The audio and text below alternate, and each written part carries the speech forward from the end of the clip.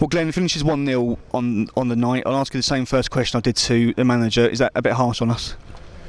Yeah, I think so. I mean, I feel like we had the better chances in the game, and I feel like it was a decent performance. It's just off the back of a defeat at Colchester and a poor performance, you want to come away with something from here, and we haven't done that, and it's really disappointing. But you have to look at it, how the performance and the effort that we put in was what needed, and we just need to get over the line and pick up points.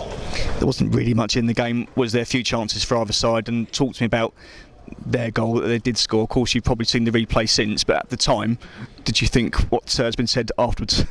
Yeah, at the time it happened quite quickly, and I felt you could sort of sense that it was either a chest or something. It was hard to tell. It didn't head it, but you're not sure from where you are. But you've obviously seen it. It looks like it's a hand, and it's disappointing. But we probably we got to defend it a bit better from our point of view. I don't think we've let many corners in, and we sort of pride ourselves on that. And it's disappointing. And it was always going to take something like that in a game to nick it. But yeah, it just felt like second half that we was really pushing on and pressing. But we need to get a goal from somewhere, and I think it's just not happening for us at the minute. And hopefully it can start in the new year. Yeah, hopefully we start 2025 positively against Bromley, but surely if we show that same level of spirit, desire and hunger, it will come good for us.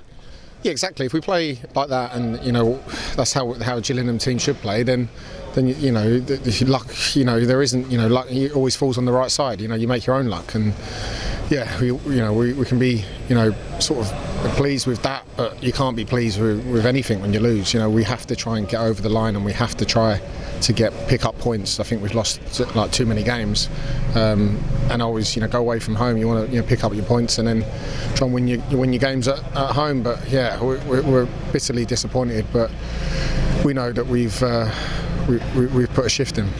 Glenn, appreciate your time. Thank you, Ben. Glenn, you mentioned luck. Obviously, when big decisions don't go your way, it must be all the more frustrating to not come away with something. Yeah, I mean, you can't blame refs and officials. Like I said, you make your own luck, but when you come away from home, you sort of you need a little bit sometimes. But we can't rest on officials and what they do. We have to try and put what we do out of the game. What we do. We have to make sure that we do that and try and get points and goals. Like you say, normally defending set pieces isn't the problem for you guys, so it must be disappointing not only to kind of needlessly concede the corner, possibly to then not track the man.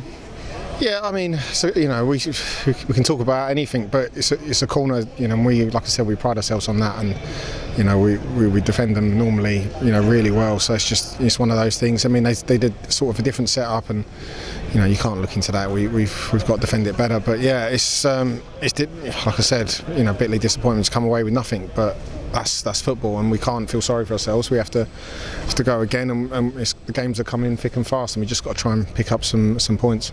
And plenty of kind of blood and thunder to try and get back in the game. And your opposite numbers obviously made a couple of decent saves in the second half. He had to make a tackle outside of his box at one point as well. Yeah. So I guess on the positive side of things, there was Aaron Rowe coming off the bench with that brightness, and if Elliot never manages to get his head up and square one, maybe you walk away with something. Yeah, that's it.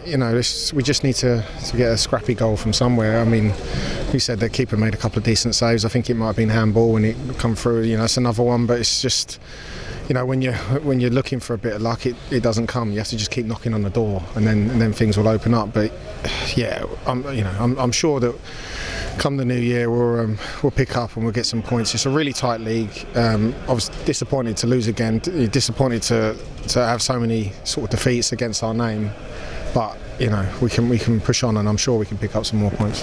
And compared to the Colchester game, it was a response from the team, wasn't it tonight? A very different performance.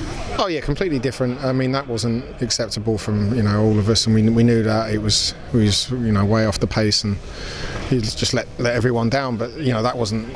It wasn't like that today. We felt like we was really in the game. We was fully committed. We was felt like we was the better team. But you don't always get what you deserve, and you have to make it. Like I said, you really have to knock the door down. I guess you're going to do things the hard way in the new year. Obviously, coming from bottom half of the table now, trying to get back up to where you want to be. It's going to be obviously it's a congested picture, isn't it, as well? But got a long way to go to where you want to be. Yeah, we have, but like I said, it is a tight league, and you put a run of a few wins together, and we can move right up the table. But we can't look that far ahead. We just got to concentrate on the next game and try and put a good performance in first and foremost, and knock the door down and get 3 points. And Bromley at home then, that first game, and a quick turnaround, of course. But obviously, having gone there very recently and not got the result, I guess the extra determination in the group to get one over on your near neighbours. Yeah, I think so, but it's just it doesn't matter who we play next. We need to sort of get back on the horse and get the 3 points. Like you said, Bromley was another disappointment evening, and we didn't put the performance in we wanted to. So we'll have to try and put that right. But it wouldn't matter who we played next. We just need to get back on it and pick up some points. And just a word on George Lapsley, who's obviously left the group to go to Bradford. Obviously, when he came in, Gills were in a difficult situation in the league, and he scored some goals and put in some performances to help you stay up. So, just a word on George and what he brought to the group. Yeah, George was fantastic. I loved playing with him. He was fully committed every game, every training session. He worked so hard for the team, and like you said, in that period, he really helped us. Along with a few others, and it was what we needed at that point. And I really hope he goes on and succeeds. And it'd be nice to see him when we play him. I think it's in March. But yeah, I can't speak highly enough of George. He's a great character, and you'd always want him in your team, I think, and I'm going to miss him.